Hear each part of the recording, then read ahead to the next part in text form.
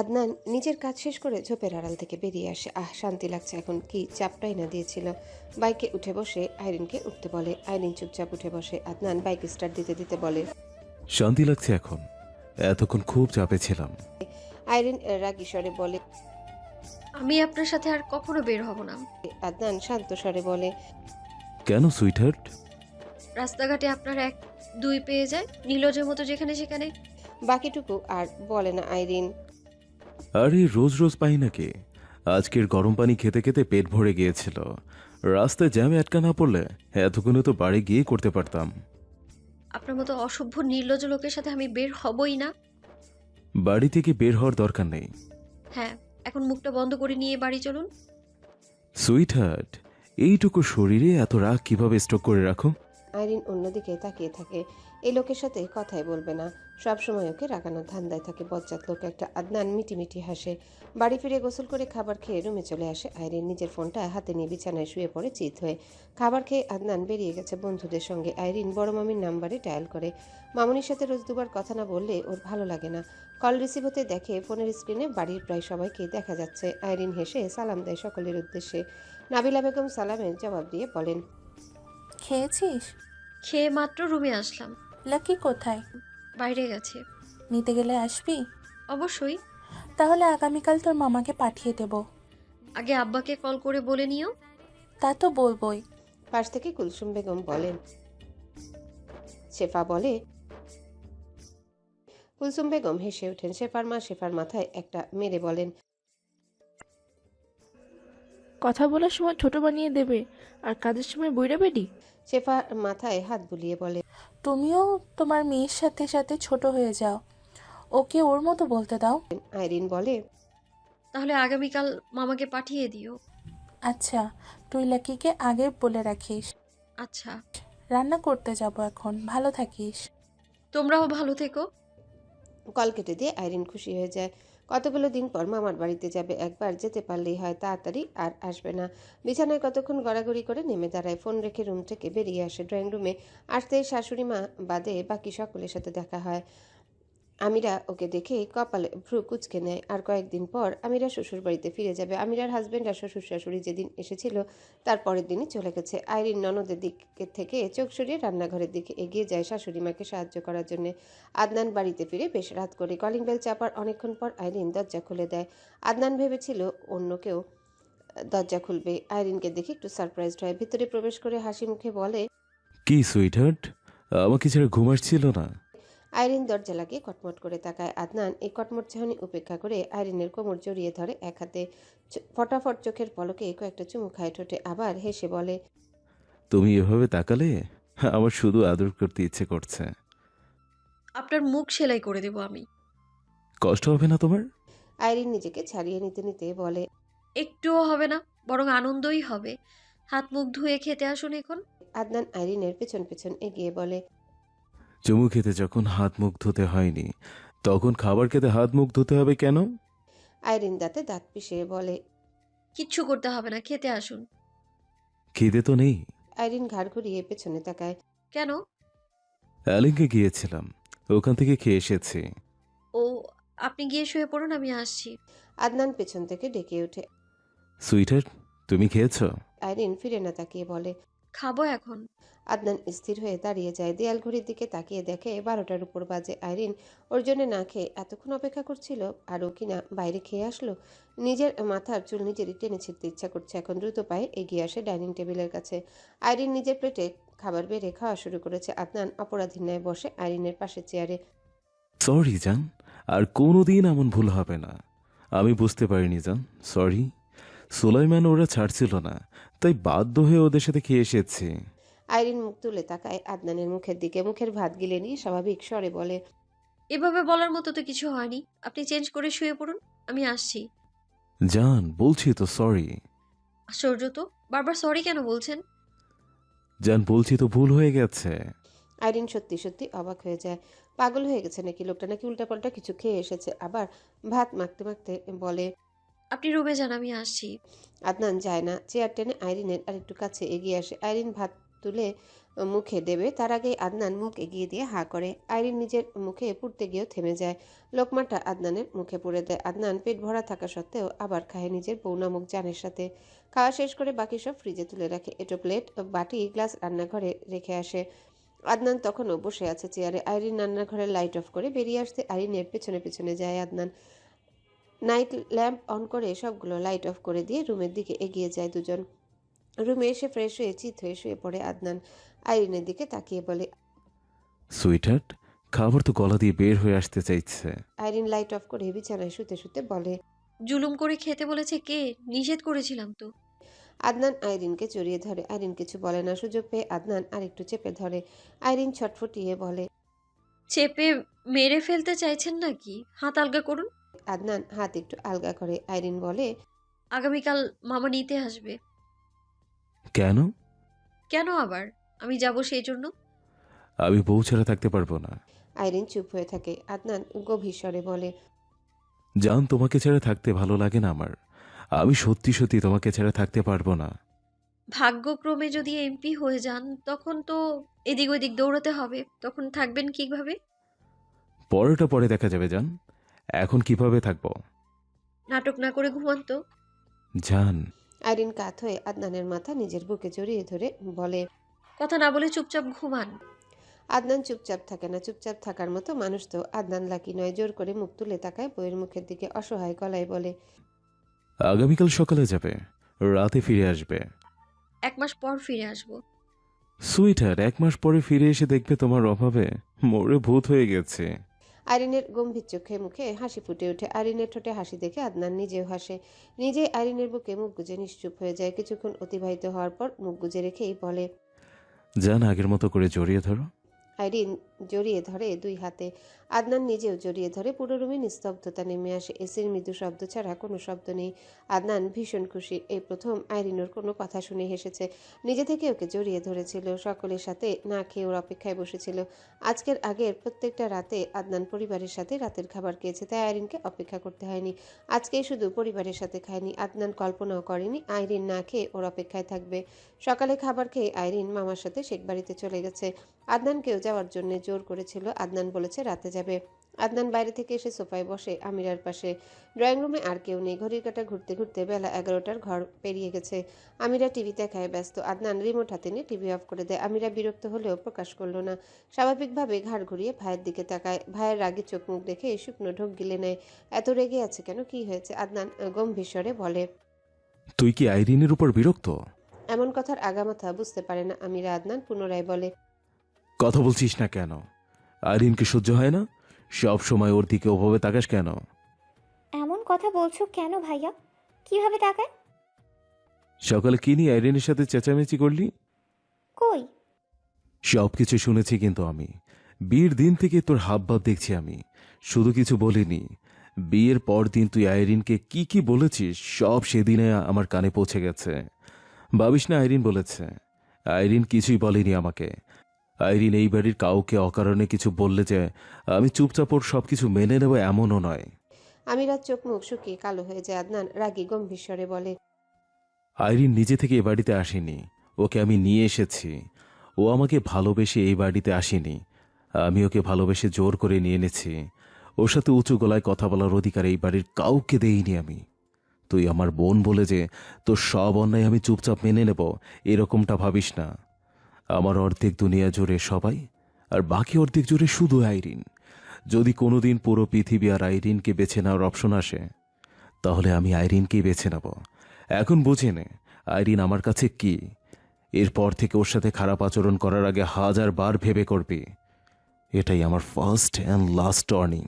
সকালে আইরিনকে চোখ মুছতে দেখে আগুন ধরে গেছে বুকের ভেতর। এখন পারছে না বোনকে ধরে মারতে। আদনান সোফা ছেড়ে উঠে ধূপধাপ শব্দ তুলে সিঁড়ির দিকে এগিয়ে যায়। সকাল থেকে মেজাজটা ভীষণ চড়ে আছে। আদরের বোনকে কিছু বলতেও পারছিল না, আবার আইরিনের কষ্টটাও সহ্য করতে পারছে না। রাগে বাড়ি থেকে বেরিয়ে গিয়েছিল, শেষে সহ্য করতে না পেরে আবার ফিরে এসেছে। আজকে কিছু না বললে আবার একই কাজ করবে। আস্তে আস্তে সাহস বেড়ে যাবে, তখন আরও কষ্ট দেবে আইরিনকে। আইরিনের বিন্দু পরিমাণ কষ্ট আদনানের সহ্য হয় না। কলিজা ছিঁড়ে যায়। আইরিনকে কষ্ট পেতে দেখলে। যখন থেকে আইরিনকে চোখের পানি মুছতে দেখেছিল তখন থেকে বুকের ভেতর আগুন ধরে আছে। আমিরা কি বলেছিল আইরিনকে সেসবও শুনেছে। ও এটা ভেবে ভেবেই অবাক হয় যে ওর বোন হয়ে ওর বউকে ওই কথাগুলো বলেছে। আইরিন ওকে এত কিছু বলার পরেও যেখানে টু শব্দ অবধি করে না আদনান, সেখানে বিনা দোষে ওর বোন কত বাজে কথা শুনিয়েছে। একজন মানুষকে অপছন্দ হতেই পারে, তাই বলে তাকে অপমান করে কথা বলতে হবে? আইরিন তো চুপ থাকার মতো মেয়ে না, তখন কিভাবে কথাগুলো শুনলো এটা ভেবে আরো অবাক হচ্ছে। আমিরার কথাগুলো শুনে বোধহয় বাক্যহারা হয়ে গিয়েছিল, রাগে মাথা ফেটে যাচ্ছে। আইরিন মন খারাপ করে চলে গেছে এই বাড়ি থেকে। যাওয়ার আগে আদনানের সাথে কথা বলেনি, একবার শুধু যেতে বলেছিল ওর সাথে। বাড়ির কারোর সাথে সেভাবে কথা বলেনি সকাল থেকে। আদনান আইরিনের চোখ দুটো খেয়াল করেছিল, লাল হয়েছিল চোখ দুটো। হয়তো কান্না করে চোখ লাল করেছে, নয়তো রাগ চেপে রাখার কারণে হয়েছে। এশার নামাজের পর শেখ বাড়ির সবাই ড্রয়িং রুমে উপস্থিত হয়। একটু পরেই খেতে বসবে সবাই। আদনানের জন্য অপেক্ষা করছে। ওর তো সন্ধ্যার পরেই আসার কথা ছিল, সেখানে এশার নামাজ শেষ হয়ে যাওয়ার পরেও এখনো আসছে না। আইরিন একবার কল করেছিল একটু আগে, রিং বেজে কেটে গেছে, রিসিভ হয়নি। কোথায় আছে কি করছে কে জানে। কলিং বেল বেজে উঠে সোয়েব সোফা থেকে উঠে গিয়ে দরজা খুলে দেয়। দরজার সামনে দাঁড়িয়ে আছে আদনান, দুই হাতে ফলমূল, মিষ্টি, দই আর চিপস। দুই হাতে সবকিছু সোয়েবের দুই হাতে ধরিয়ে দেয়। সোয়েব আদনানের মুখের দিকে তাকিয়ে আবার ভেতরের দিকে গিয়ে এগিয়ে বলে। আদনান সোয়েবের পেছন পেছন আস্তে আস্তে বলে, আমার গায়ে এত শক্তি নেই, তুমি যদি নিয়ে আসতে পারো তাহলে চলো। আদনান মুচকি হাসে। সোফায় বসে থাকা কেউ শোয়েবের কথাগুলো শুনতে পায়নি। আদনানকে দেখে সোফায় বসে থাকা প্রায় সবাই উঠে দাঁড়ায়। আদনান হাসি মুখে সকলের সাথে কুশল বিনিময় করে। জহিরুল শেখ আদনানের দিকে তাকিয়ে বলেন, এই একটু ব্যস্ত ছিলাম তাই দেরি হয়ে গেল। ঠান্ডাই তো পছন্দ আমার। নাবিলা বেগম বলেন, 5 মিনিট একটু বসো, তরকারি গরম না করলে খাওয়া যাবে না। নাবিলা বেগম দ্রুত পায়ে রান্নাঘরের দিকে এগিয়ে যান। আদনান সোফায় বসে নানা শ্বশুরের পাশে আইরিনের দিকে তাকায়। আইরিন আগে থেকেই ওর দিকে তাকিয়ে আছে। দুজন দুজনের দিকে স্থির দৃষ্টিতে তাকিয়ে থাকে। আদনান নিজে দৃষ্টি সরিয়ে নেয়, আইরিন দৃষ্টি সরায় না। আদনানকে কেমন যেন লাগছে। কি হয়েছে ওর? চোখ মুখ এমন দেখাচ্ছে কেন? আদনান হেসে হেসে আইরিনের মামার নানার সাথে কথা বলছে। কথা বলার ফাঁকে ফাঁকে আইরিনের দিকে তাকাচ্ছে। ফারজানা তালুকদারের কল আসে আইরিনের ফোনে। ফোন হাতে নিয়ে সোফার কাছ থেকে দূরে সরে দাঁড়ায়। রিসিভ করে সালাম দিয়ে কথা শুরু করে। ফারজানা তালুকদার বলেন, আইরিন লাকি গেছে তোমাদের বাড়িতে? হ্যাঁ, কিছুক্ষণ আগেই এসেছে। ও, উনি কোথায় ছিল সারাদিন? সকালে তোমরা বের হওয়ার পর লাকিও বেরিয়েছিল। তারপর কখন বাড়িতে ফিরে এসেছিল আমি খেয়াল করিনি। 12টার পর দেখেছিলাম আমি। তখন থেকে বাড়িতেই ছিল, রুম থেকে বের হয়নি সারাদিন। সকালের পর আর খাওয়াও হয়নি কিছু। এশার নামাজের আগেই রেডি হয়ে বাড়ি থেকে বের হয়ে এসেছে। আমি জিজ্ঞেস করায় বলেছিল তোমাদের ওখানে যাবে, তাই জানার জন্য কল করেছি যে গেছে কিনা। ওকে একটু দ্রুত খেতে দিও, সারাদিন কিচ্ছু খায়নি। আচ্ছা, টেনশন করবেন না মা। আচ্ছা রাখছি, ভালো থেকো। আপনিও ভালো থাকবেন। ফোন রাখতেই আমিরা মায়ের দিকে তাকিয়ে বলে, তোমার ছেলে বউ পাগল হয়ে গেছে। ফারজানা তালুকদার নারাজ গলায় বলেন, এটা কেমন কথা আমিরা? বিয়ে করেছে, বউ পাগল তো হবেই। তোমার আব্বু কি তোমার জন্য পাগল না? তোমার হাজবেন্ড কি তোমার জন্য পাগল না? সব স্বামী স্ত্রীর জন্য পাগল থাকে। যেই পুরুষ স্ত্রীর জন্য পাগল থাকে না সেই পুরুষ আর যাই হোক ভালো স্বামী হতে পারে না। ভালো স্বামীরা স্ত্রীকে একটু বেশি ভালোবাসে। এমন তো নয় যে লাকি বিয়ের পর পরিবর্তন হয়ে গেছে। বিয়ের আগেও যেমন ছিল এখনও তেমনই আছে। এমন কথা আর কখনো বলবে না, লাকি শুনলে রাগ করবে। আমিরা আরো কিছু বলতে চেয়েছিল, মায়ের কথা শুনে আর বলল না। ফারজানা তালুকদার হাজবেন্ড আর শ্বশুর শাশুড়িকে খেতে ডাকার জন্য এগিয়ে যান তাদের রুমের দিকে। মেয়ের কথা শুনে তিনি অসন্তুষ্ট হয়েছেন। শেখ বাড়ির সবাই একসাথেই খাবার খায়। খাওয়া শেষে আইরিনের সাথে রুমে চলে আসে আদনান। 4 হাত পা ছড়িয়ে শুয়ে পড়ে বিছানায়। শ্বশুর বাড়িতে আসলে ওর খাওয়া জুলুম হয়ে যায়। দুই মামি শাশুড়ি ঠেসে ঠেসে খাওয়ায়। এই বাড়িতে টানা 1 মাস থাকলে ওর ওজন বেড়ে যাবে 20 কেজি। আইরিন দরজা লাগিয়ে বিছানার পাশে এসে দাঁড়ায়। আদনান ঘাড় ঘুরিয়ে তাকায় আইরিনের দিকে। শান্ত দৃষ্টি তাকানো দেখে মনে হচ্ছে কয়েক যুগ ধরে দেখে না। আইরিন গম্ভীর স্বরে বলে, কি হয়েছে আপনার? আমার আবার কি হবে? কোথায় ছিলেন সারাদিন? বাড়িতেই। কল করেছিলাম, রিসিভ কেন করেননি? ফোনের সাউন্ড কমানো রয়েছে, তাই শুনতে পাইনি। সারাদিন খাননি কেন? কে বললো খাইনি? আপনার চোখ মুখ বলেছে। আসলে হ্যাঁ, চোখ লাল হয়ে আছে কেন? আদনান চোখ উল্টে উপরের দিকে তাকায়, চোখ উল্টে যেন নিজেই নিজের চোখ দেখতে চাইছে। কোথায় চোখ লাল? ঠিকই তো আছে। আমি কি কানা? উল্টাপাল্টা কিছু খাননি তো? আরে না, পাগল নাকি? উল্টাপাল্টা কি খাবো? তোমার এক কথায় তো সিগারেট খাওয়াই ছেড়ে দিয়েছে। তাহলে কি হয়েছে? আদনান মুচকি হেসে বলে। কিছু হয়নি। মিথ্যে কেন বলছেন? আদনান শোয়া থেকে উঠে বসে দুই পা ঝুলিয়ে আইরিনকে টেনে জড়িয়ে ধরে আইরিনের বুকে মুখ গুজে অপরাধীর ন্যায় বলে। সরি জান। কেন? সরি। কি হয়েছে? সরি বলবেন তো কি হয়েছে? কিসের জন্য সরি বলছেন? জান, সরি আমার জন্য তোমাকে কষ্ট পেতে হয়েছে। অ্যাগেইন সরি মাই লাভ। গত রাত থেকে কি হয়েছে আপনার? বারবার সরি সরি কেন করছেন আপনি? অদ্ভুত মানুষ, মাথা টাথা খারাপ হয়ে গেছে নাকি? আদনান মুখ তুলে আইরিনের মুখের দিকে তাকায়। তুমি কষ্ট পেয়েছ? আমি মনের মধ্যে শান্তি পাচ্ছি না। আজব তো, কিসের জন্য কষ্ট পেয়েছি? পেয়েছ আমি জানি। আইরিন চুপ হয়ে যায়। আদনান আইরিনকে আরেকটু শক্ত করে ধরে। আদনান নরম অথচ গভীর দৃঢ় স্বরে বলে। জান, ভালোবাসি। দুপুরে খাননি কেন? ইচ্ছে করেনি। পাগলের মতো কথা কেন বলছেন? পাগলের মতোই লাগছে। আমি তো আপনাকে কত কষ্ট দিই, আঘাত দিয়ে কথা বলি কত। আপনার খারাপ লাগে না? কষ্ট হয় না তখন? রাগ হয় না আমার উপর? কিছুই হয় না, বরং তুমি কিছু না বলে আমার কষ্ট হয়, খারাপ লাগে, নিজের উপর নিজের রাগ হয়। তুমি সব সময় বলবে, আমি শুনবো। এত ভালো কেন বাসেন? জানি না, নিজেকে কেন কষ্ট দিয়েছেন? ইচ্ছে হয়েছে। পাগলের মতো কথা বলবেন না তো। ভালোবাসলে মানুষ পাগল হয়ে যায়। জানি না তো। তুমি কবে ভালোবাসবে আমাকে? আইরিন চুপ হয়ে থাকে। আদনান আবারও বলে। আমার বিশাল একটা স্বপ্ন আছে। কি? তোমার মুখ থেকে একটা বার শুনতে চাই ভালোবাসি। কবে বলবে? চেঞ্জ করে ঘুমান। জান, হুম। আগামীকাল ঢাকা যাচ্ছি আমি। কেন? কাজ আছে একটু। ফিরবেন কবে? আগামী পরশু বা তার পরের দিন। এই 2 দিন কলেজে যাওয়ার প্রয়োজন নেই। বই খাতাও আনিনি কিছু। ভালোই হয়েছে। ছাড়ুন আমায়। ধরে থাকো আরেকটু। আইরিন স্থির হয়ে দাঁড়িয়ে থাকে। আদনান জড়িয়ে ধরে আগের মতোই বসে রইল। আইরিন হাত তুলে আদনানের পরিপাটি চুলগুলো এলোমেলো করে দেয়, চুলে হাত বুলিয়ে দিতে শুরু করে। সারাদিন না খেয়ে রুমে শুয়েছিল বোধহয়, চোখ মুখ কেমন যেন মরা মরা হয়ে গেছে, চোখ দুটো লাল লাল হয়ে আছে। আদনানকে আগে এরকম অবস্থায় দেখেনি আইরিন। কিছুক্ষণ পর আইরিনকে ছেড়ে দেয় আদনান। বসা থেকে উঠে দাঁড়িয়ে আইরিনের মুখ আগলে ধরে দু হাতে।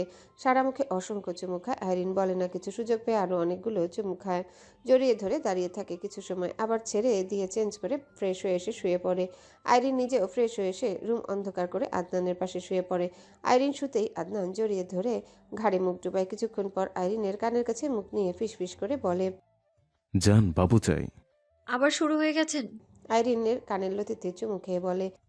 এখন বাবু আসলে আগামী 1 বছরের মধ্যে আর বাবু চাইব না সুইটহার্ট। বিস্ময়ে বিমূঢ় আইরিন কি বলছে লোক বিস্ময় নিয়েই বলে। কি বলতে চাইছেন আপনি? বলছি, এখন যদি বাবু পেটে আসে তাহলে আগামী 1 বছরের মধ্যে আর বাবু চাইব না, 1 বছর পর আবার চাইব। আদনানের আগে ঘুম ভাঙে। এখনো 4 হাত পা দিয়ে পিছিয়ে ধরে আছে আইরিনকে। আইরিন ওর বুকে মুখ গুজে নিশ্চিন্তে ঘুমিয়ে আছে। আইরিনের লম্বা খোলা চুলগুলো বিছানার বালিশ ছাড়িয়ে আছে। আদনানের হাতের সাথেও পেঁচিয়ে আছে কতগুলো। আদনান মুখ তুলে আইরিনের মাথায় চুমু খায়, গাল ঠেকে নিশ্চুপ হয়ে যায়। আবার মেয়েটাকে ভালোবাসতে ওর ভীষণ ভালো লাগে।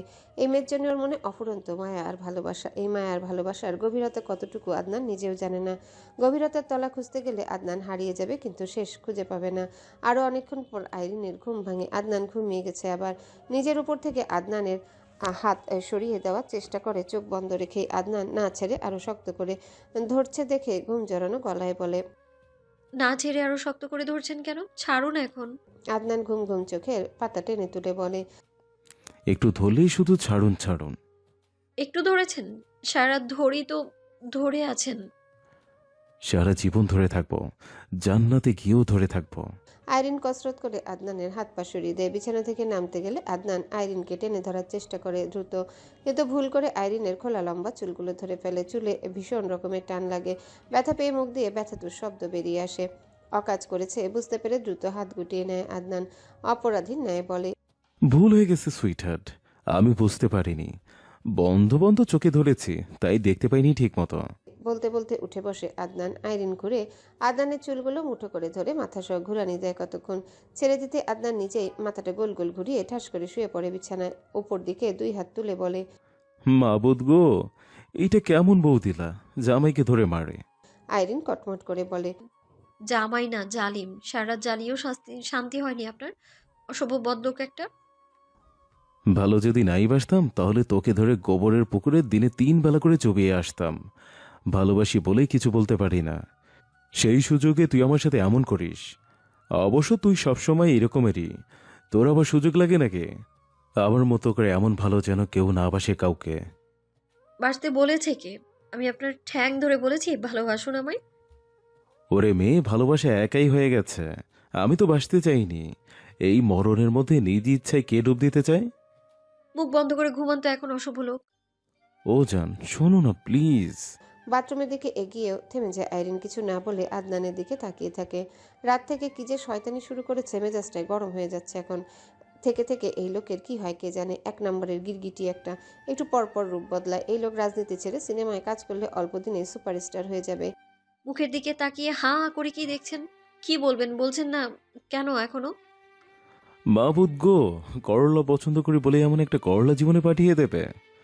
ও মাবুদ, এই করলার মুখে একটু মিষ্টি দিয়ে দাও। অবশ্যই করলাই আমার বেশি পছন্দ। আইরিনের রাগ তরতর করে বেড়ে যায়। এই করলাই যখন বেশি পছন্দ তখন আবার মিষ্টি যাচ্ছেন কেন? মুড সুইং হচ্ছে সুইটহার্ট। কপাল ভুরু কুচকে যায় আইরিনের। মুহূর্তে ঠোঁটে দুষ্টু হাসি ফুটিয়ে তুলে বলে, মুড সুইং হচ্ছে ব্যাপারটা কি তালুকদার সাহেব? আপনি কি মা হতে চলেছেন নাকি? লা হাওলা ওয়ালা কুওয়াতা ইল্লা বিল্লাহ। এইসব কি বলছো বউ? ফিক করে হেসে উঠে আইরিন। আদনান বিছানা থেকে নেমে এসে আইরিনকে জাপটে ধরে বলে, তোমাকে বেশি বেশি আদর করার জন্য, তোমার কাছ থেকে আদর পাওয়ার জন্য মুড সুইং হচ্ছে সুইটহার্ট। বাজে কথা বন্ধ করে ছাড়ুন তো। আজকে স্বপ্নে কি দেখেছি জানো? না বললে জানবো কি করে? স্বপ্নে দেখি আমি একেবারে 4 বাচ্চার বাপ হয়ে গেছি। কি যে খুশি লাগছিল তখন। আপনার মতোই আপনার স্বপ্নও ফালতু। 4টা সন্তান কিন্তু একেবারে অনেকের হয়েছে। তো আমি কি করব? তুমি কিছুই করবে না, কিন্তু আমাদেরও 4 জন সন্তান একেবারে হবে। সেগুড়ে বালি। ও সুইটহার্ট, আমার তো গুড় পছন্দ না, কিন্তু তোমাকে ভীষণ পছন্দ। তোমার মধ্যে টক ঝাল মিষ্টিতে তো সবই আছে, যাকে বলে একের ভিতর সব। সময় থেমে থাকে না, সময় এগিয়ে যায় প্রকৃতির নিয়মে। আজকে আদনান নির্বাচনের জন্য মনোনয়নপত্র জমা দিয়ে আসলো। এখনো রাস্তায় রয়েছে। নভেম্বরের এই সময় ঠান্ডাটা ভীষণ পড়েছে। শীত জেঁকে বসেছে প্রকৃতির ভাঁজে। প্রায় কুয়াশায় ঢাকা রাস্তা। হিমশীতল ঠান্ডা বাতাস হাড় কাঁপিয়ে তুলছে। আদনানের ফোন বেজে ওঠে। ফোনের স্ক্রিনে তাকিয়ে দেখে জান লেখাটা জলজল করছে। মুহূর্তে গম্ভীর ঠোঁটের কোণে হাসি ফুটে ওঠে। আসসালামু আলাইকুম জান, কেমন আছো? আলহামদুলিল্লাহ ভালো। কোথায় আপনি? বাড়ির কাছে। আচ্ছা আসুন তাহলে। মিস করছো?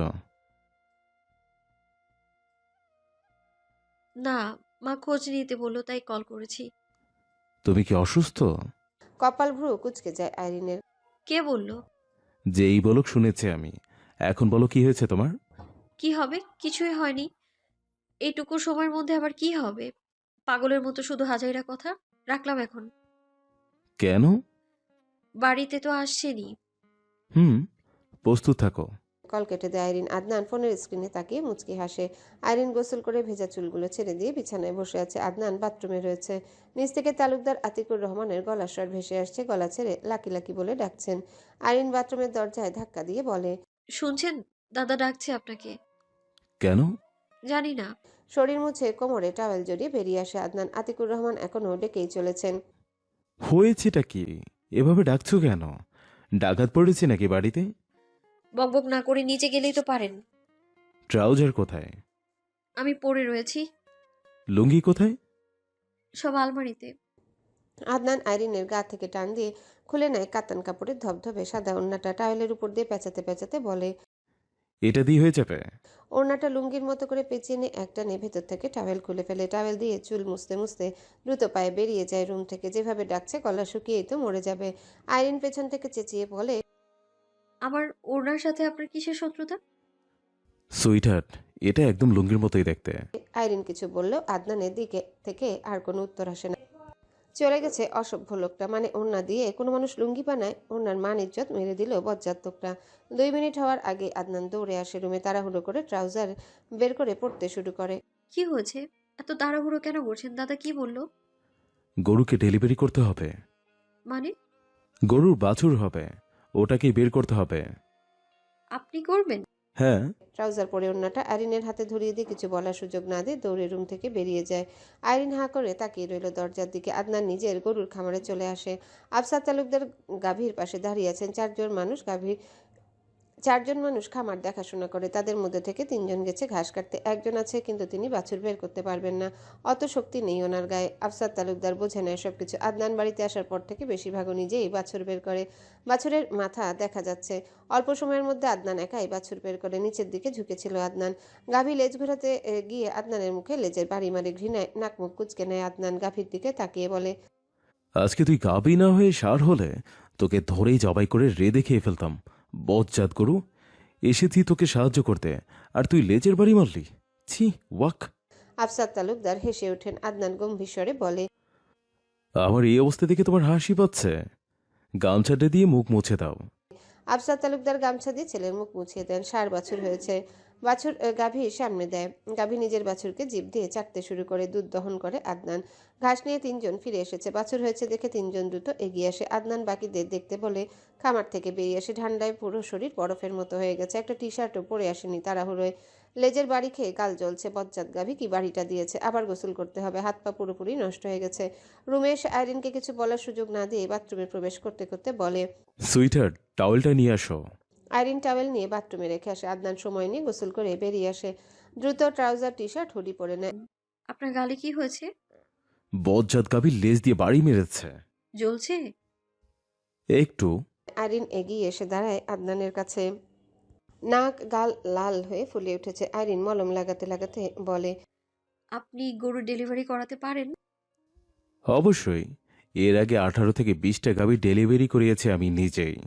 শুধু ডেলিভারি করাতে নয়, সিমেনও দিতে পারি। রাজনীতি ছেড়ে গরুর ডক্টর হলেই তো পারেন। আদনান আইরিনের কোমর জড়িয়ে ধরে কানের কাছে মুখ নামিয়ে ফিসফিস করে বলে, সুইটহার্ট, তোমার পেটে বাবু এনে দিতে পারবো, আবার ডেলিভারিও করাতে পারবো।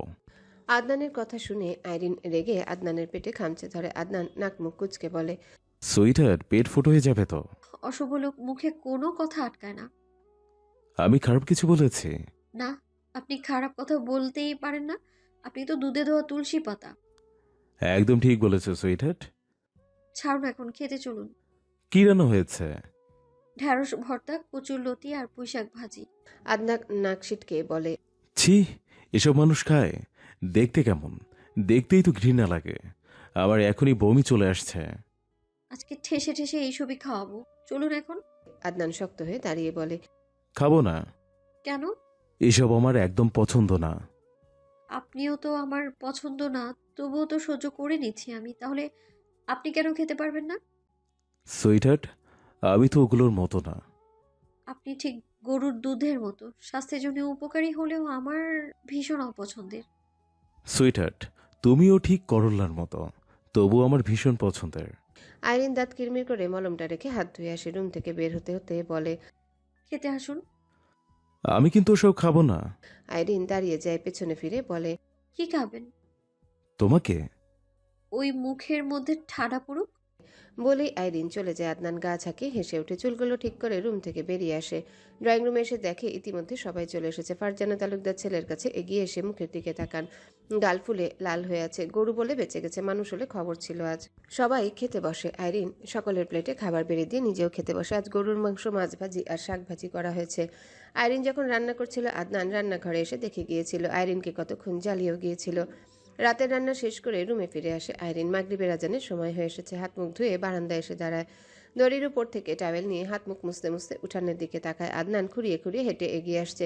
চিন্তায় আইরিনের কপালে ভাঁজ পড়ে কয়েকটা। বাড়ি থেকে বের হলো সুস্থ স্বাভাবিক মানুষ, বাইক নিয়েও বের হয়নি। হঠাৎ কি হয়েছে, এভাবে হাঁটছে কেন? আদনান মুখ তুলে বারান্দায় দাঁড়িয়ে থাকা আইরিনের দিকে তাকায়। হাত নাড়িয়ে ফ্লাইং কিস ছুড়ে দেয়। আইরিন টাওয়াল হাতে নিয়ে রুমে ফিরে আসে। অল্প সময়ের মধ্যে আদনান নিজেও রুমে চলে আসে। ড্রয়িং রুমে বোধহয় কেউ নেই এখন, তাই কারো প্রশ্নের সম্মুখীন হতে হয়নি। কি হয়েছে আপনার? পায়ে একটু ব্যথা পেয়েছি কিভাবে? ফুটবল খেতে গিয়ে। আপনি ছোট বাচ্চা নাকি যে ফুটবল খেলতে গিয়ে ব্যথা পান? আর বলো না সুইটহার্ট, বদমাস ছেলেটা বলে কিক না মারে, আমার পায়ে কিক মেরেছে।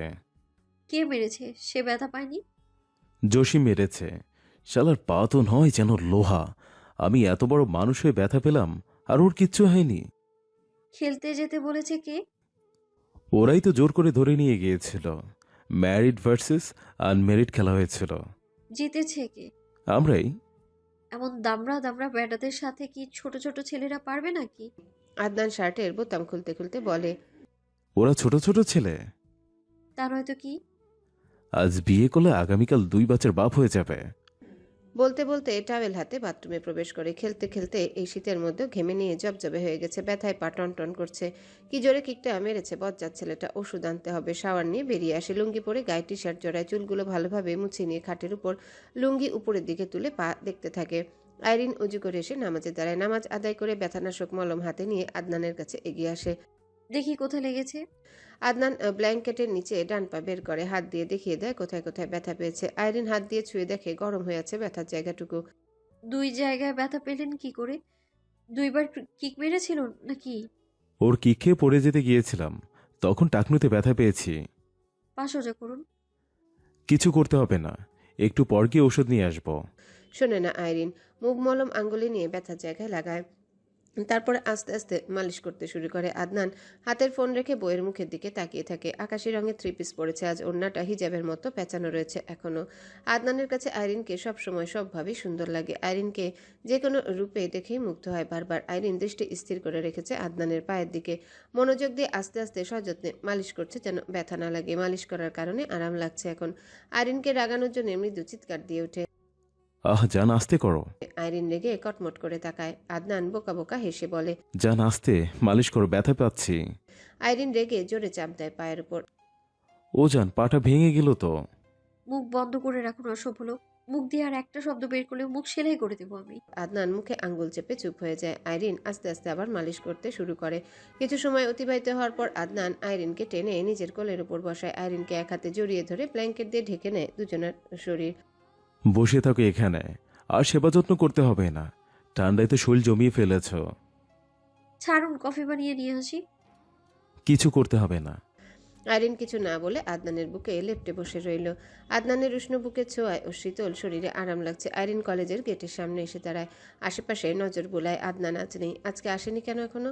অন্যদিন তো কলেজ ছুটি হওয়ার 10-15 মিনিট আগেই চলে আসে। কাঁধ থেকে ব্যাগ নামিয়ে ফোন বের করে। আদনানের অনেকগুলো মেসেজ জমা হয়েছে। 20 মিনিট আগে থেকে মেসেজগুলো এসেছে 1-1.5 মিনিট পর পর। প্রত্যেকটা মেসেজ পড়ে একটা রিপ্লাই দেয়। আদনান নির্বাচনের প্রচারণায় আটকা পড়ে গেছে, আসতে পারছে না এখন। আইরিনকে একাই বাড়ি ফিরতে বলেছে। আইরিন হেঁটে হেঁটে আগায় রাস্তার দিকে। মেন রোড থেকে সিএনজিতে উঠতে হবে। মেন রোডে একটা ফার্মেসির সামনে এসে দাঁড়ায়। ফার্মেসিতে দুজন মানুষ, একজন যুবক আরেকজন অর্ধবয়স্ক লোক। আইরিন দুটো প্রেগন্যান্সি কিট চায়, ছেলেটা প্যাকেট করে দেয়। টাকা পরিশোধ করে সিএনজিতে উঠে বসে। ওর সাথে আরও দুজন মেয়ে বসে। সিএনজি গন্তব্যের দিকে এগিয়ে যায়। মাঝ রাস্তায় মেয়ে দুটো নেমে যায়। তাদের বাড়ি এখানে। সিএনজি ছেড়ে দেবে তখন তাড়াহুড়ো করে একটা ছেলে পেছনে উঠে বসে। সামনেও ড্রাইভারের দুই পাশে দুটো ছেলে বসেছে। ছেলে দুটোর বাড়ি আইরিনদের বাড়ির কাছে। ওদের চেনে আইরিন। ছেলেটা আইরিনের দিকে তাকায়। আইরিন এক পাশে চেপে বসে বাইরের দিকে তাকিয়ে রইল। পাশে বসে থাকা ছেলেটা হোয়াটসঅ্যাপ গ্রুপে মেসেজ করতে শুরু করে। আবার এদিক ওদিক তাকাতে তাকাতে আইরিনের নজর ছেলেটার ফোনের স্ক্রিনে আটকিয়ে যায়। আদনান লাকি নামটা স্পষ্ট দেখতে পাচ্ছে আইরিন। নেক্সট মেসেজ দেখে আইরিনের গায়ের লোম খাড়া হয়ে যায়। চোখ তুলে ছেলেটার মুখের দিকে তাকায়। ছেলেটার মুখে মাস্ক, মাথায় হুডি তুলে দেওয়া, মুখ দেখা যাচ্ছে না। আশেপাশে নজর নেই ছেলেটার। ফোনের স্ক্রিনে ডুবে আছে। আইরিন কিছু সময় ফোনের স্ক্রিনে তাকিয়ে থেকে দৃষ্টি সরিয়ে নেয়। বুকের ভেতর কম্পন সৃষ্টি হয়ে গেছে। আইরিনের পাশে বসে ছেলেটা বাজারের রাস্তায় নেমে যায়। ছেলেটা নেমে যেতে আইরিন ফোঁস করে শ্বাস ছাড়ে। বাড়ির সামনে আসতে সিএনজি থেকে না নেমে ভাড়া মিটিয়ে দিয়ে বাড়ির দিকে এগিয়ে যায় দ্রুত পায়ে। ছেলে দুটোকে পেছনে ফেলে আইরিন দ্রুত পায়ে গিয়ে গেটের ভেতর প্রবেশ করে। তালুকদার বাড়ির দরজা দিনের বেলায় সবসময় খোলাই থাকে। দারোয়ান আছে, তাই এত টেনশন নেই কারো। সন্ধ্যার পর থেকে লাগানো থাকে ভেতর থেকে। ড্রয়িং রুমে এসে শুধু শাশুড়ি মাকে দেখতে পায়। তার সাথে কথা বলে রুমের দিকে আগায়। রুমে এসে ব্যাগ থেকে বোরকা হিজাব না খুলেই রুমে এসে ব্যাগ রেখে বোরখা হিজাব না খুলে খাটের উপর বসে পড়ে। কে ছিল ওই ছেলেটা? আদনানকে কেন মারতে চাইছে? ভাগ্য ভালো কোনোভাবে আইরিনকে চিনতে পারেনি। যদি বুঝতে পারতো এটা আদনান লাকির বউ, তাহলে আজ ওর খবর ছিল। আদনান সন্ধ্যার পর বাড়িতে ফিরবে। আফসার তালুকদার গাড়ি আর গার্ড নিয়ে ঢাকায় গেছেন কিছু কাজে।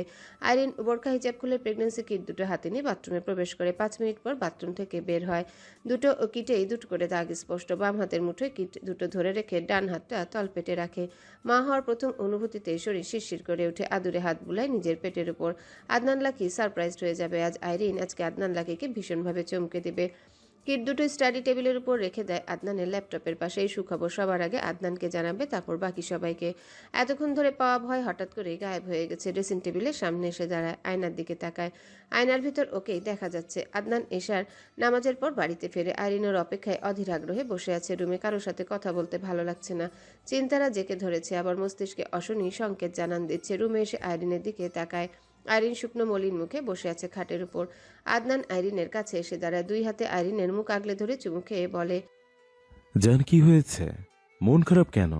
আইরিন কিছু না বলে তাকিয়ে থাকে আদনানের মুখের দিকে। সরি জান, আজকে তোমাকে নিতে যেতে পারিনি। আপনি রাতে বের হবেন কোথাও? হ্যাঁ। কলসিয়া যাবেন তাই না? তুমি জানলে কিভাবে? আপনাকে মারার জন্য হায়নার দল ওত পেতে আছে ওখানে। আজকে আপনি বাড়ি থেকে বের হবেন না। আদনানের কপাল ভ্রু কুঁচকে যায়। কে বলেছে এসব? কে আমাকে মারার জন্য উৎপেতে আছে? আমি চিনি না ওই লোকটাকে। বাড়ি ফেরার পথে সিএনজিতে আমার পাশে বসিয়েছিল। ফোনে কয়েকজনের সাথে মেসেজে কথা বলছিল, তখন আমি দেখে ফেলেছি। আপনি আজকে কোথাও যাবেন না। আদনান আইরিনকে জড়িয়ে ধরে। নির্বাচন শেষ না হওয়া পর্যন্ত তুমি আর বাড়ির বাইরে যাবে না। এই কয়েকদিন কলেজে যাওয়ার প্রয়োজন নেই। আমিও এই কয়েকদিন ভীষণ ব্যস্ত থাকব। সামনে আমার পরীক্ষা এগিয়ে আসছে।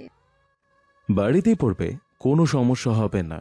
আমি ফ্রেশ হয়ে আসছি, তুমি বসো এখানেই। আদনান গা থেকে চাদর খুলে আইরিনের গায়ে জড়িয়ে দেয়। পাঞ্জাবি খুলে টাওয়েল হাতে বাথরুমে প্রবেশ করে। গোসল সেরে রুমে এসে আবার তৈরি হয়ে নেয় দ্রুত। আইরিন খাট থেকে নেমে আদনানের কাছে এসে দাঁড়ায়। তৈরি হয়ে কোথায় যাবেন আপনি? আদনান লাকিকে কে মারতে চায় তাকে দেখব না? কার এত বড় কলিজা হয়েছে সেটাই দেখতে যাব। আপনি কোথাও যাবেন না। সারাদিন দৌড়াদৌড়ি করেছেন, এখন খেয়ে ঘুমান। বেশি সময় লাগবে না জান, দ্রুতই ফিরে আসব। আদনান বের হওয়ার জন্য ঘুরে দাঁড়াতে আইরিন আদনানের হাত টেনে ধরে। ওরা অনেকজন। নেরিকুত্তা সব সময় দল বেঁধেই ঘোরে, সিংহ সবসময় একাই শিকার করতে বের হয়। আপনি যাবেন না, এটাই আমার শেষ কথা। এই কথা আমি রাখতে পারলাম না, সরি জান। আমুকে কিছু বলার দরকার নেই। আইরিনকে জড়িয়ে ধরে চুমুকে আশ্বস্ত করে রুম থেকে বের হয়। আইরিন পিছু ডেকে বলে, আরেকটা কথা জানানো ছিল। ফিরে এসে শুনবো জান, তুমি খেয়ে ঘুমিয়ে পড়ো। কথা বলতে বলতে সিঁড়ি বেয়ে নেমে যায় আদনান। আইরিন দ্রুত পায়ে এগিয়ে এসেও আদনানকে আটকাতে পারে না। বাড়ি থেকে বেরিয়ে গেছে ঘাটতেরা লোকটা। কি হয়েছে আইরিন? লাকিকে এভাবে ডাকছো কেন? খেয়ে যেতে বললাম, না খেয়ে চলে গেল। একটু পরেই নাকি বিয়েতে আসবে। আইরিন কিছু না বলে রুমের দিকে আগায়। আবার খাবার খেয়ে নাও আইরিন। আপনারা খেয়ে শুয়ে পড়ুন মা, আমি পরে খেয়ে নিব। ফারজানা তালুকদার আর কিছু বললেন না। আইরিন রুমে এসে রাগে ফেটে পড়ে। ইচ্ছে মতো আদনানকে বকাবকি করে। বকাবকি করতে করতে বারান্দায় এসে দাঁড়ায়। বাইরে ঘুটঘুটে অন্ধকার, চাঁদবিহীন আকাশে তারার মেলা। নিজের পেটে হাত রেখে মৃদুস্বরে বলে, তোমার বাবা এত ঘাটতেরা কেন? আমার কথা কেন শোনে না সে? আমি যা নিষেধ করি সেটাই কেন বেশি করে করে সে? আমার কথা না শুনে কেন ওই মরণ ফাঁদের দিকে এগিয়ে গেল? তাকে সাবধান করে আমার লাভটা কি হলো? তোমার বাবাকে অন্য কেউ মারার আগে আমি নিজেই খুন করে ফেলবো। তোমার বাবা খুবই বাজে একজন মানুষ। আমাকে টেনশনে ফেলে মারার জন্যে ষড়যন্ত্র করে বিয়ে করেছে। তোমার আসার খবরও জানাতে পারলাম না, তার আগেই চলে গেল এই অশুভ লোকটা। এত সাহস কেন তোমার বাবার বুকে? আদনান বাড়ি ফিরে রাত প্রায় 1টায়। কলিং বেল চেপে দাঁড়িয়ে থাকে দরজার বাইরে। অল্প কিছু সময় পরেই ফারজানা তালুকদার দরজা খুলে দেন। ছেলের দিকে তাকিয়ে ঘুম জড়ানো গলায় বলেন, এত রাত পর্যন্ত কোথায় ছিলে? এতবার কল করলাম, কল যায় না কেন? আদনান ভেতরে প্রবেশ করে বলে, ফোন বন্ধ হয়ে গেছে, ছিলাম কাছে। তোমার আব্বু তোমারে বেশি রাত পর্যন্ত বাইরে থাকতে নিষেধ করেছিল লাকি? আর কোনোদিন এত রাত হবে না, যাও গিয়ে শুয়ে পড়ো। খাবে না? বেড়ে খেয়ে নেবো, তুমি যাও। আইরিন বোধহয় ঘুমিয়ে গেছে, ওকে ডেকে তুলে একসাথে খেয়ে নিও। আচ্ছা। আদনান সিঁড়ি বেয়ে উপরে উঠে চলে যায়। ফারজানা তালুকদার নিজের রুমের দিকে এগিয়ে যান। ছেলের জন্য অপেক্ষা করতে করতে সোফায় বসে ঘুমিয়ে গিয়েছিলেন এই ঠান্ডার মধ্যে। ছেলেকে বাইরে রেখে নরম গরম বিছানায় তার ঘুম আসছিল না। চারদিকে শত্রুর অভাব নেই। আদনান রুমের দরজা ঠেলে ভেতরে প্রবেশ করে। বিছানায় আইরিন নেই। চিন্তিত হয়ে আশেপাশে তাকিয়ে আইরিনকে খোঁজে। আইরিন নামাজের সিজদায় রয়েছে। দরজা ভিজিয়ে দিয়ে গায়ের জ্যাকেট খুলে ফেলে। শার্টের বোতাম খুলতে খুলতে আলনার সামনে এসে দাঁড়ায়। শার্ট আলনার উপর রেখে ট্রাউজার বের করে নিয়ে বাথরুমে প্রবেশ করে। বাথরুম থেকে বেরিয়ে দেখে আইরিন বিছানায় উঠে শুয়ে পড়েছে। হাত মুখ মুছে ফুল স্লিভ টি শার্ট গায়ে জড়ায়। বিছানায় উঠে আইরিনকে ধরে নিজের দিকে ফেরানোর চেষ্টা করে বলে, জান, ওঠো। না খেয়ে শুয়ে পড়েছ কেন? আইরিন আগুন চোখে আদনানের দিকে তাকায়। আগুন ঝরা কণ্ঠে বলে, ছবে নামায়, দূরে সরুন আমার কাছ থেকে। আদনানের হাত সরিয়ে দেয় নিজের গায়ের উপর থেকে। আদনান পুনরায় ধরে টেনে তোলার চেষ্টা করে বলে, জান, ভুল হয়ে গেছে। আমি বুঝতে পারিনি এত দেরি হয়ে যাবে। ফোনে চার্জ নেই, তাই বন্ধ হয়ে গেছে। ছুতে নিষেধ করেছি, দূরে সরুন আমার কাছ থেকে। ভুলেও আমার ধারের কাছে ঘেঁষার চেষ্টা করবেন না একদম। জান, খাওনি তো, খেয়ে নাও। আমাকে নিয়ে ভাবতে হবে না আপনার। আমার জানকে নিয়ে আমি না ভাবলে ভাববে কে? আইরিন চুপ করে থাকে। শক্তি প্রয়োগ করে আদনানের হাত সরিয়ে দেওয়ার চেষ্টা করে। জান, রাগ করো না। কিছুই হয়নি তো আমার। একটা ফুলেরও টোকা লাগিয়েনি। দূরে সরতে বলেছি আমার কাছ থেকে। আদনান হাত ছাড়িয়ে নিয়ে ব্ল্যাঙ্কেট মুড়ি দিয়ে মাথা ঢেকে নেয়। আদনান হতাশ হয়ে তাকিয়ে থাকে। যা রেগে আছে সহজে এই রাগ ভাঙবে না। যেই রাস্তায় আদনানকে মারার প্ল্যান করেছিল আদনান সেখানে আগে গিয়ে অপেক্ষা করছিল। ওর হাতে ছিল মোটা ভারী রড। বাড়ি থেকে বের হওয়ার সময় সোফার উপর রাখা মোটা জ্যাকেটটা নিয়ে বের হয়েছিল। মাথায় হেলমেট ছিল। ওখানে যাওয়ার একটু পরে আদনানের ফোনে সোলাইমানের কল আসে। সোলাইমান জানায় কারা যেন ওকে মারার প্ল্যান করছে। আদনান যেন একা একা বের না হয় বাড়ি থেকে। তখনই পাশের রাস্তা দিয়ে বালি ট্রাক যাচ্ছিল। ট্রাকের শব্দ শুনে সোলাইমান বুঝতে পারে আদনান বাড়ির বাইরেই রয়েছে। আদনান কিছু না বললে ওর বন্ধুরা ঠিকই ওর কাছে পৌঁছে যায়। ওরা অন্যভাবে জানতে পেরে গিয়েছিল। সবাই অপেক্ষা করছিল অচেনা শত্রুদের জন্য, কিন্তু ওরা কেউ আর আসেনি। ওরাও হয়তো বুঝতে পেরে গিয়েছিল আদনান লাকি আর ওর বন্ধুরা ওদের প্ল্যান জেনে গেছে। ওখান থেকে পলসিয়া যায়। পলসিয়া থেকে আবার আরেক জায়গায় গিয়েছিল। সেখান থেকে ফিরতে এত রাত হয়ে গেছে। ভেবেছিল বাড়ির সবাই হয়তো ঘুমিয়ে গেছে, তাই আর কারো ফোন থেকেও কল করেনি। জান, উঠে খেয়ে ঘুমাও। খাবো না। টেনশন করে মরার চেয়ে না খেয়ে মরে যাব, সেটাই ভালো। আদনান টেনে ব্ল্যাঙ্কেট সরিয়ে নেয়। আইরিন রেগে তাকাতেই বলে, জান, বলছি তো আর কোনোদিন এমন করব না। আমার কোনো কথার মূল্য আছে আপনার কাছে? যেখানে গিয়েছিলেন সেখানেই যান। এখানে এসেছেন কেন? আজকের পর থেকে তোমার সব কথা শুনবো। ছবের নামায় হাত সরান। আদনান আইরিনের পাশে শুয়ে পড়ে। আইরিনকে টেনে বাহুবন্ধনে আবদ্ধ করে বলে, এত ভয় পাও কেন তুমি? আপনার এত সাহস কেন? ছাড়ুন আমায়। কিছু হয়নি আমার। আমি থাকবো না এখানে, সকালেই চলে যাবো এখান থেকে। আপনার মতো ঘাট তেরা লোকের সাথে থাকবো না আমি। এমন কথা বলো না জান। তোমাকে ছাড়া তো আমি থাকতে পারবো না। তখন কি যেন বলতে চেয়েছিলে, এখন বলো। কিচ্ছু বলতে চাইনি। খিদে পেয়েছে? গিলুন গিয়ে। তোমাকে ছাড়া কিভাবে খাবো? আমার কথা না শুনে যেভাবে বেরিয়ে গেলেন সেভাবেই খাবেন। অনেক রেগে আছো? না। চলো খেয়ে আসি। খাবো না। জান, প্লিজ চলো। আমাকে তিলে তিলে শেষ করতে চান আপনি, তাই না? এবার আর আইরিনের গলাস্বর রাগী ছিল না, কেমন ভারী আর জড়ানো গলাস্বর ছিল। আইরিন যে আদনানকে নিয়ে ভীষণ ভয়ে ছিল সেটা স্পষ্ট। একে তো ফোন বন্ধ, তার উপর এত রাত হয়ে যাওয়ার পরেও বাড়িতে ফিরছিল না। আদনানের মোটেও ঠিক হয়নি তখন ওভাবে বেরিয়ে যাওয়া। আইরিনের চোখে তখন স্পষ্ট ভয় ফুটে উঠেছিল। আদনান আইরিনকে ভালোভাবে আগলে ধরে চুমু খায়। প্রমিস করছি জান, আর কোনো দিন এমন কিছু করব না। কারা ছিল ওরা? আসেনি কেউ। কেন? ওরাই ভালো জানে। খাবার খেয়ে চলো। খাবো না এখন, খেতে ইচ্ছে করছে না। না খেয়ে থাকলে অসুস্থ হয়ে পড়বে। মাথায় আইরিন ওঠে না, তাও ওর একটুও ভালো লাগছে না। আদনানের ফোনে বারবার কল করার পর যখন ফোন বন্ধ বলছিল তখন থেকে আইরিনের হাত পা কাঁপছিল ভয়ে। একবার রুমে আসে, আবার বারান্দায় গিয়ে রাস্তার দিকে তাকিয়ে থাকে। আজকে অসভ্য অভদ্র পুরুষ আদনান লাকির জন্য কঠোর। আইরিনের চোখ দিয়ে পানি পড়েছে। আল্লাহর কাছে বারবার বলেছে ওর অনাগত সন্তানের বাবাকে যেন সুস্থ অবস্থায় ওদের কাছে ফিরিয়ে দেয়। আদনানের যেন কিছু না হয়, ওর সন্তান পৃথিবীর আলো দেখার আগেই যেন এতিম না হয়। 12:30টার পর উজু করে নফল নামাজ আদায় করার জন্য নামাজে দাঁড়িয়েছিল। নামাজ শেষ হওয়ার আগেই আদনান লাকি ফিরে এসেছে। ওর এখন ইচ্ছে করছে আদনানের গলা চেপে মেরে ফেলতে। এই লোক সারা জীবন ওকে এভাবেই টেনশনে ফেলবে। আইরিন আদনানের বাহুবন্ধন থেকে মুক্ত হয়ে উল্টো ফিরে শয়ে কাট কাট স্বরে বলে, আপনি আসবেন না আমার ধারে কাছে। জান, এত বড় শাস্তি দিও না। আইরিন কিছু বলে না। আদনানের মিষ্টি মিষ্টি বাণীতে ওর মোটেও রাগ কমছে না। যদি পারতো পাছায় লাথি দিয়ে রুম থেকে বের করে দিত। ও জান। ঘুম পেয়েছে আমার, আর একটা শব্দ উচ্চারণ করবেন না কানের কাছে। খেয়ে এসে ঘুমাও। খাবো না। এত রাগ ভালো না জান। ঘাট তেরামো করা খুব ভালো, তাই না? বলছি তো আর করব না। আপনি জীবনেও পরিবর্তন হবেন আমি খুব ভালো করেই জানি। যদি আরেকবার আমাকে ছুঁয়েছেন, আমি রুম থেকে বেরিয়ে যাব। যদি বেরিয়ে না যাই, আমার নামও আইরিন না। ঠিক আছে, তোমার নাম আইরিন না, তোমার নাম আদনান লাকির জান। অসভ্য লোক, মুখটা বন্ধ করে গিয়ে গিলে আসুন। খাবো না। বলে আইরিনকে জড়িয়ে ধরে নিশ্চুপ হয়ে যায়। ধস্তাধস্তি করেও আইরিন আদনানের কাছ থেকে ছুটতে পারে না। পেটের উপর চাপ লাগায়, বেশি কিছু করে না। আর জান, কিছু বলতে চেয়েছিলে তখন? বললাম তো কিছু না। আদনান আর কিছু না বলে চুপ হয়ে যায়। তখন কেন যে বউয়ের কথা না শুনে বেরিয়ে গেল, গিয়ে তো কোনো লাভ হলো না। একটা কেউ তো পেল না। মাঝখান থেকে বউ রাগ করে ফায়ার হয়ে আছে।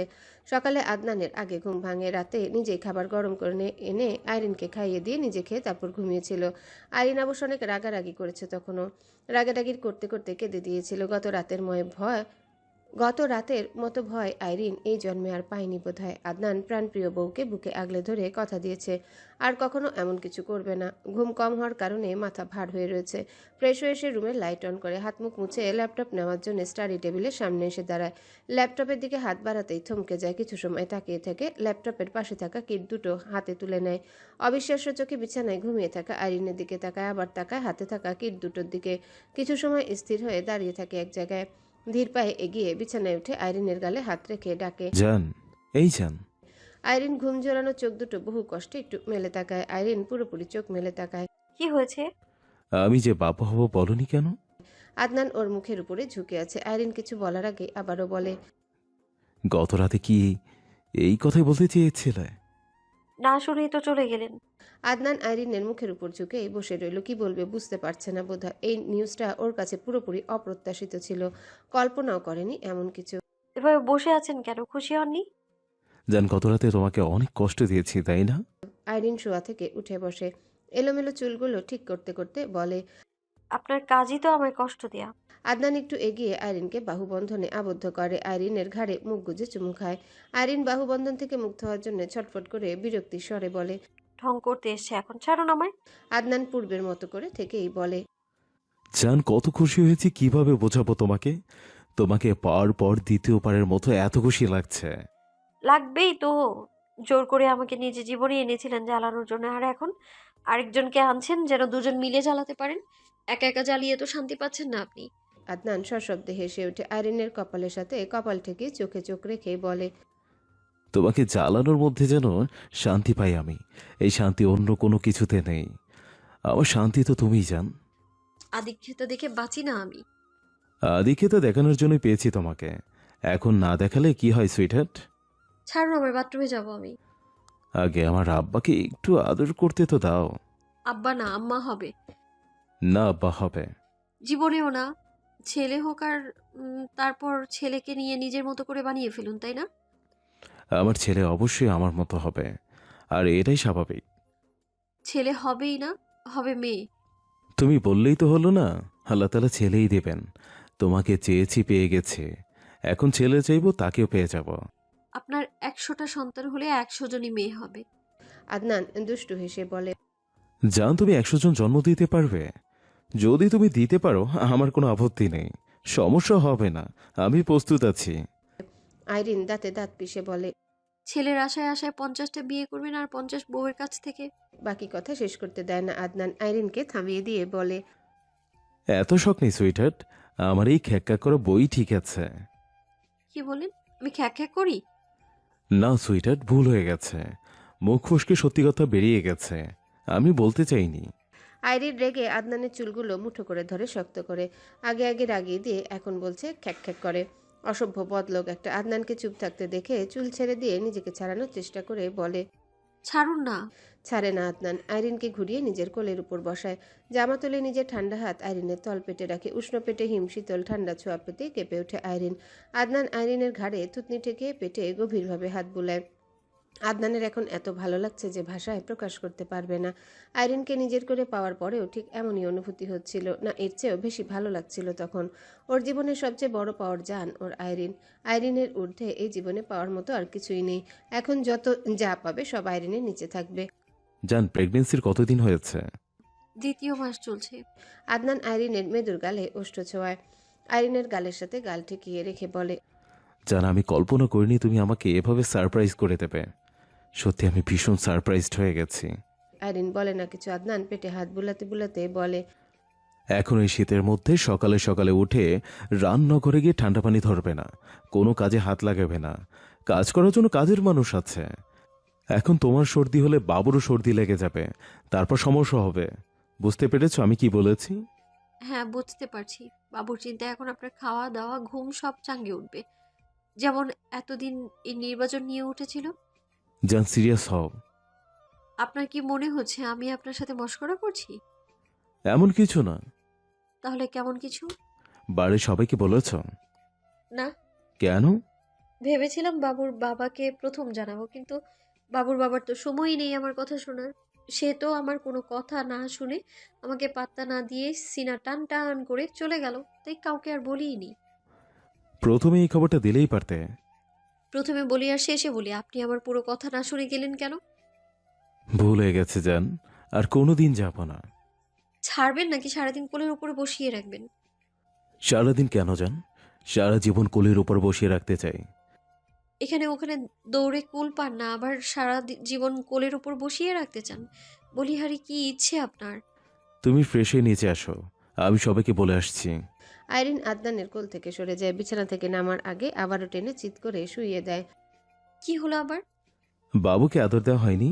এতক্ষণ কি করলেন? আইরিনের প্রশ্নের উত্তর না দিয়ে বলে, দেখি জামা সরাও। কেন? আদর করব, আদর। আইরিন জামা শক্ত করে ধরে রাখে। আদনান আইরিনের হাত টেনে সরানোর চেষ্টা করে বলে, হাত সরাও, নয়তো জামা টেনে ছিঁড়ে ফেলবো। ছিড়ুন, তাতে আমার কি? আপনি ছিড়বেন আর আপনিই কিনে নেবেন। এমন করো না জান, হাত সরাও। আইরিন হাত সরিয়ে নেয়। আদনান পেটের উপর থেকে জামা সরিয়ে দেয়। ফর্সা পেটটা একটুও উঁচু হয়নি। এখনো মেয়েধীন পেটটা আগের মতোই আছে, তবে অচিরে উঁচু হতে শুরু করবে। ওর সন্তান ধীরে ধীরে বেড়ে উঠবে। পেটের ভেতর থেকে ছোট ছোট হাত পা আর শরীর নাড়াবে। ওর জানকে যন্ত্রণা করবে। তখন ওর জান নিশ্চয়ই ওর উপর রাগ ছাড়বে। সব সহ্য করে নিবে আদনান। আদনান ঝুঁকে আইরিনের মেয়েধীন পেটে চুমু খায়। শিরশির করে ওঠে আইরিনের পুরো শরীর। গায়ের প্রত্যেকটা লোম খাড়া হয়ে গেছে। আদনান পরপর আরো কয়েকটা চুমু খায়। পেটের সাথে গাল আর কান ঠেকিয়ে বলে, শুনতে পাচ্ছ আমার কথা? আমি তোমার বাবা বলছি। তোমাকে কোলে নেওয়ার জন্য অধৈর্য হয়ে অপেক্ষা করছি আমি। পাগল আপনি? আপনার মতো পাগলকে জনগণ কেন এমপি বানাবে? আদনান মুখ তুলে আইরিনের মুখের দিকে তাকায়। কপাল ভ্রু কুচকে তাকিয়ে আছে আইরিন। আদনান ঘুরে আইরিনকে জড়িয়ে ধরে শুয়ে পড়ে। শুয়ে পড়ছেন কেন আবার? আমি আগে পাগল ছিলাম না, তোমাকে ভালোবেসে পাগল হয়ে গেছি। পাগলামি করতে না পারলে মনে হয় তোমাকে কম ভালোবাসছি। কাউকে এত বেশি ভালোবাসা উচিত না। তোমাকে ভালোবাসতে না পারলে আমার এই জীবন বৃথা, সুইটহার্ট।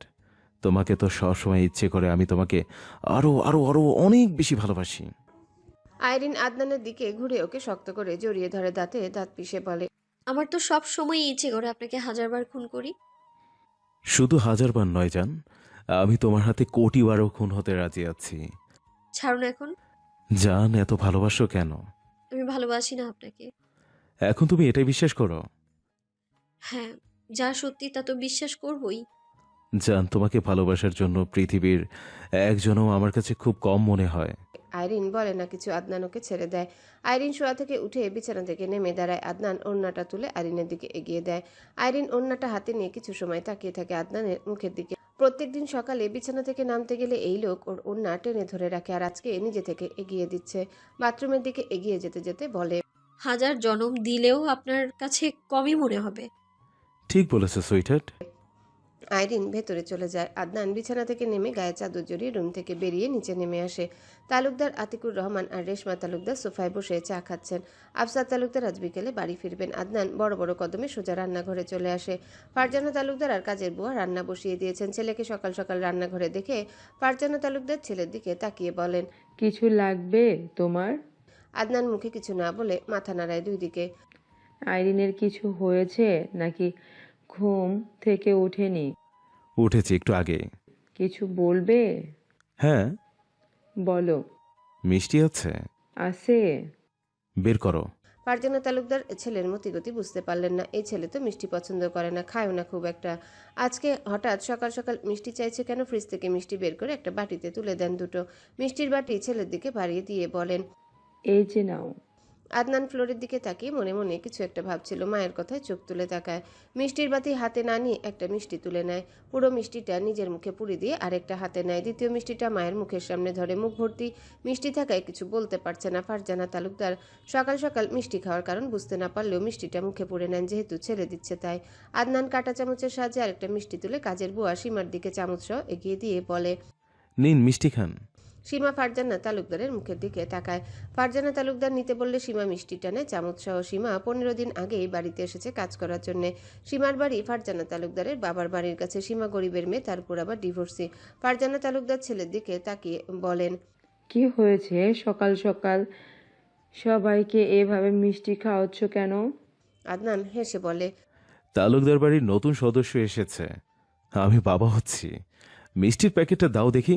ছেলের কথা শুনে ফারজানা তালুকদার নিজেও খুশিতে আত্মহারা হয়ে ওঠেন।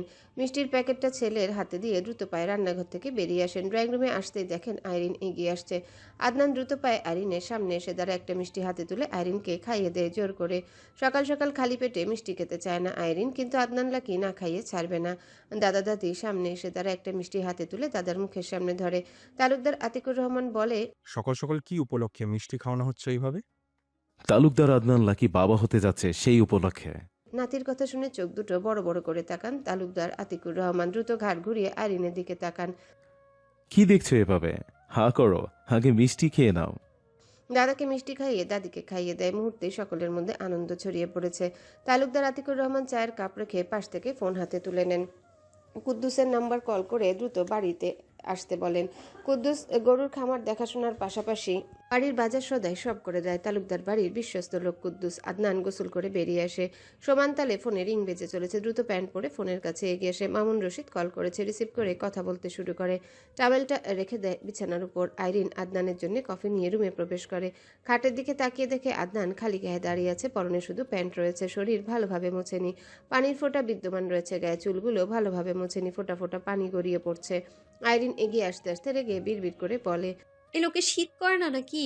এই শীতের মধ্যে এভাবে কিভাবে থাকে? কফির মগ টেবিলের উপর রেখে টাওয়েল হাতে তুলে নেয়। হাত বাড়িয়ে আদনানের গা মুছিয়ে দেয় ভালোভাবে। আদনানের ফোনে কথা বলতে বলতে আইরিনের দিকে ঘুরে দাঁড়িয়ে মাথা নিচু করে। আইরিন চুলগুলো ভালোভাবে মুছিয়ে দিতে শুরু করে। আইরিন টাওয়েল হাতে বারান্দার দিকে আগাতেই আদনান ওকে জড়িয়ে ধরে। এক হাতে আইরিন কটমট করে তাকায়। আদনান গা ছাড়া ভাব নিয়ে ফোনে কথা বলা কন্টিনিউ করতে থাকে। আইরিন জোর করে ছাড়িয়ে নেয় নিজেকে। টাওয়েল বারান্দায় মেলে দিয়ে এসে দেখে আদনান কফির মগে চুমুক দিচ্ছে। এগিয়ে আসতে আসতে রাগী স্বরে বলে, আপনি কি ছোট বাচ্চা? গোসলের পর ভালোভাবে শরীর চুল মোছেন না কেন আপনি? আদনান মুচকি হেসে বলে, মুছে দেওয়ার জন্য তো তুমিই আছো, তাহলে কষ্ট করে নিজে কেন মুছতে যাব? আইরিন দাঁতে দাঁত পিষে বলে, আপনি ইচ্ছে করে এমন করেন?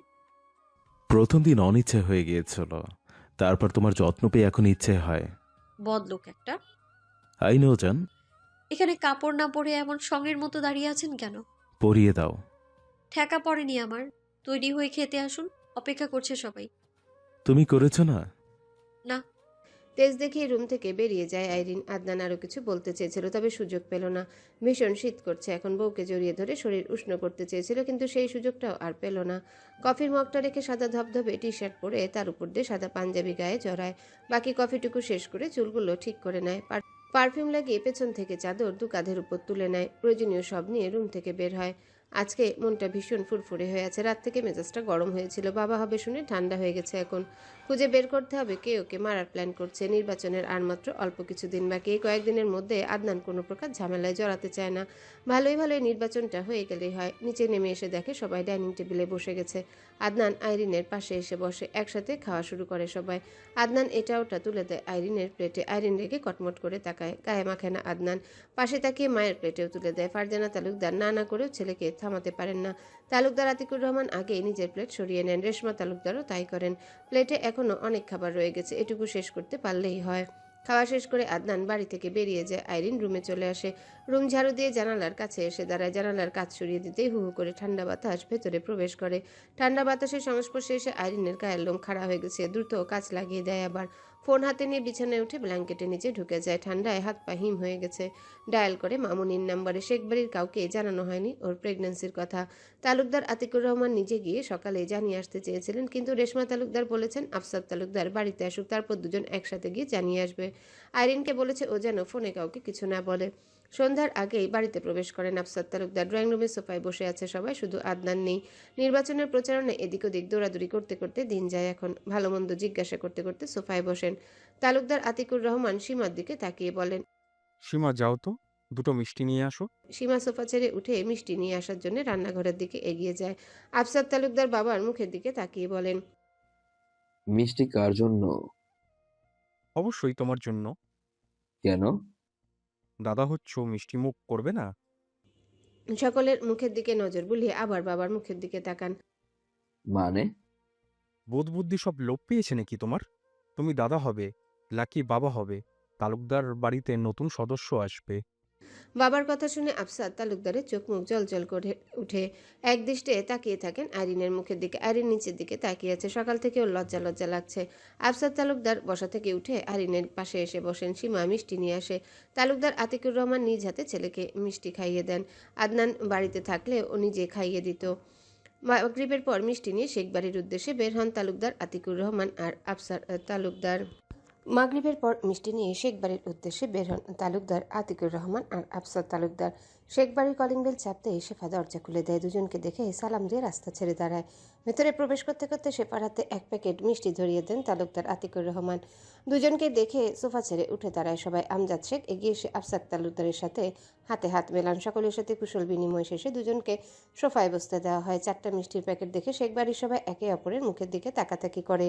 এত মিষ্টি কেন এনেছে? আফসার তালুকদার নিজে একটা মিষ্টির প্যাকেট খুলতে খুলতে শেফার দিকে তাকিয়ে বলেন, হ্যালো বন্ধুরা, পরবর্তী পার্ট খুব তাড়াতাড়ি আসবে, তো সবাই অপেক্ষায় থাকো। আর চ্যানেলটি যারা এখনো সাবস্ক্রাইব করোনি তারা পরবর্তী পার্ট দেখার জন্য চ্যানেলটি সাবস্ক্রাইব করে রেখো। ধন্যবাদ সবাইকে, আমাদের সাথেই থেকো।